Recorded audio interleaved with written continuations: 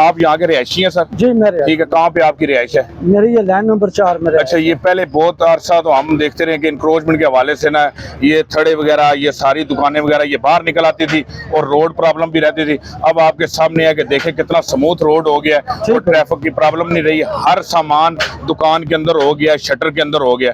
تو اس حوالے سے آپ کیا کہیں گے کہ یہ کام ٹریفک پولیس کے حوالے سے یہ کام کیا ہو رہا ہے، کیسا ہو رہا ہے، اور اس کے بارے میں آپ کا موقف کیا ہے؟ میرا موقف یہ ہے کہ بہت اچھا کام ہوا ہے. روڈ کھلی ہو گئی ہے، پہلے تنگ روڈ تھی، بہت پرابلم تھی. یہ سارا بازار جو ہے یہ اپنا کنجسٹڈ تھا، بہت ہی یہاں رش بہت ہوتا تھا. ٹھیک ہے. اب یہ ہے کہ اس حوالے سے کھل گیا ہے اور اب تھوڑا سا ایزی ہو گیا عوام کے لیے بھی آنا جانا.